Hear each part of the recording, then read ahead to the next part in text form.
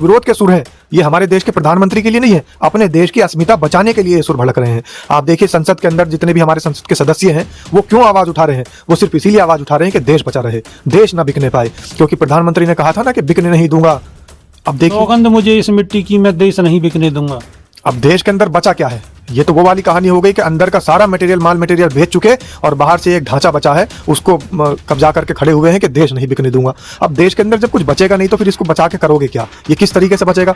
देश की जो अर्थव्यवस्था थी वो चरमरा गई, देश की शिक्षा व्यवस्था वो चरमरा गई, देश की विदेश नीति वो दूसरों के हाथों में है, वो कमजोर पड़ी है, देश का रुपया बिल्कुल नीचे गिर चुका है, ऐतिहासिक गिरावट देश के रुपये में है।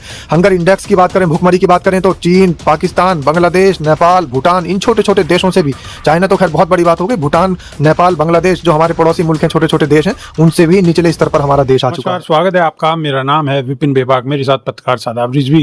धन्यवाद विभाग जी। शादाब रिजवी, किसान नेताओं का कहना है कि जब बाहर से दूध सस्ता आ जाएगा, बाहर से दालें आ जाएंगी, खाद आ जाएगा और सब्जियां आ जाएंगी, तो यहाँ के किसान क्या करेंगे? यहाँ के किसान तो बैठे बिठाए मर जाएंगे। ये वही दौर है जिस समय मुगलों का दौर था, और मुगलों के दौर के बीच में ही 1801 में ईस्ट इंडिया कंपनी की यहाँ स्थापना हुई। तो ईस्ट इंडिया कंपनी ने भी इसी तरीके से दावे किए थे और हमारे देश में एक माहौल बना कि तमाम बाहर से चीजें आएंगी और वो हमें फायदा देंगी। तो आज भी अंग्रेज उसी तरीके से हमारे देश पर शासन कर रहे हैं जैसे ईस्ट इंडिया कंपनी ने अपने पैर जमाए थे हिंदुस्तान के अंदर। वो दिन दूर नहीं है जब पूरे देश को अंग्रेजों के चंगुल में हमारे देश के प्रधानमंत्री दोबारा से पहुंचाने वाले हैं। एक बार हमारे देश के तमाम क्रांतिकारियों ने, स्वतंत्रता संग्राम सेनानियों ने और हमारे देश के अमर शहीदों ने अपने देश के लिए खून का अपने कतरा कतरा बहा करके इस देश को बलिदान दे करके आज़ाद कराया था। लेकिन ये आज़ादी जो हमें मिली थी मुफ्त में नहीं मिली थी। इस देश को आज़ाद कराने में तमाम लोगों का, लाखों हिंदुस्तानियों का खून बहाया गया था। लेकिन आज हमारे देश के प्रधानमंत्री को ना स्वतंत्रता संग्राम सेनानी याद रह रहे हैं, ना हमारे देश के क्रांतिकारी याद रह रहे हैं, ना हमारे देश के तमाम अमर शहीद याद रह रहे हैं कि उन्होंने कितनी मेहनत से, मशक्कत से इस देश को आज़ाद कराया था। अब दोबारा से ईस्ट इंडिया कंपनी के चंगुल में हमारे देश का प्रधानमंत्री हमारे देश को पहुंचाने की कोशिश कर रहा है। इससे बड़ा घातक हमारे देश के लिए कुछ और नहीं हो सकता। हमारे देश का किसान आज अगर आवाज उठा रहा है कि जब हमारे देश के अंदर से अनाज और फसलें नहीं खरीदी जाएंगी, बाहर से विदेशों से ही वो खरीदी जाएंगी, और सबसे बड़ी बात यह है कि उत्पादक हमारा देश ही है, उत्पादन हमारे देश में ही होगा। लेकिन हमारे देश की तमाम फसलों को, तमाम अनाज को, तमाम ऐसी चीजों को जो खाद्य पदार्थ की चीजें हैं वो अडानी अंबानी की कंपनियां खरीदेंगी और खरीदने के बाद विदेशों को दे देंगी सस्ते दामों में। अब विदेशी जो कंपनियां हैं वो हमारे ही देश के अंदर उनको बेचेगी महंगे दामों में।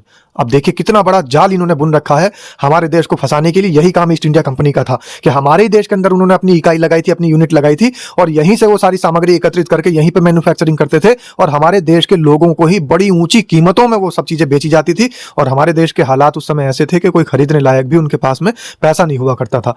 तो आज 75 साल बाद, 77 साल बाद देश को वहीं ले जाने के बाद प्रधानमंत्री ये सोच रहे हैं कि देश विश्वगुरु बनेगा।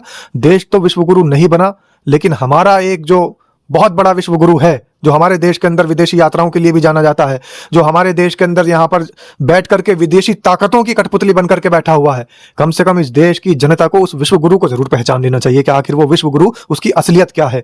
आखिर किसके इशारे पर बहुत सारे विपक्षी नेता, विरोधी नेता तो ये कह रहे हैं कि कनपट्टी पर बंदूक रख के हमारे विश्वगुरु से काम कराया जा रहा है।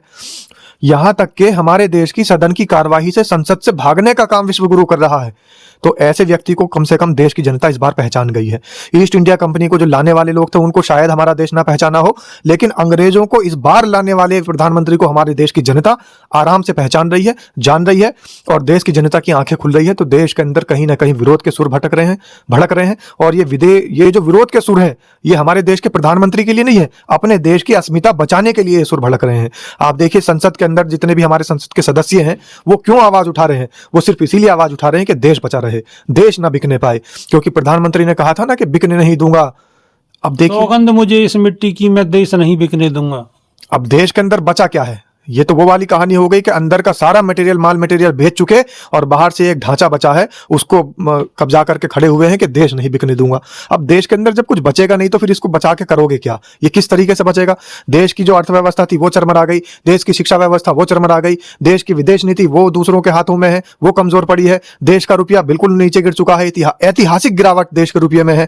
हंगर इंडेक्स की बात करें, भुखमरी की बात करें तो चीन, पाकिस्तान, बांग्लादेश, नेपाल, भूटान, इन छोटे छोटे देशों से भी, चाइना तो खैर बहुत बड़ी बात हो गई, भूटान, नेपाल, बांग्लादेश जो हमारे पड़ोसी मुल्क हैं, छोटे छोटे देश हैं, उनसे भी निचले स्तर पर हमारा देश आ चुका है।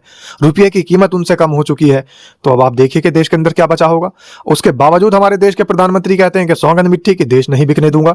अरे तो ये खाली खोखा बचाकर करोगे क्या, जब देश का असली इंफ्रास्ट्रक्चर खत्म हो जाएगा, जब देश की अर्थव्यवस्था चरमरा जाएगी, जब देश के अंदर मूलभूत सुविधाओं के लिए हमारे देश की जनता परेशान रहेगी, फिर इस देश का बचा करके क्या करोगे। तो ये थे पत्रकार शादाब रिजवी। इनकी बात आपको कैसी लगी, कमेंट के माध्यम से अपनी राय जरूर रखें। अभी के लिए सिर्फ इतना ही। बहुत बहुत शुक्रिया। धन्यवाद विभाग जी।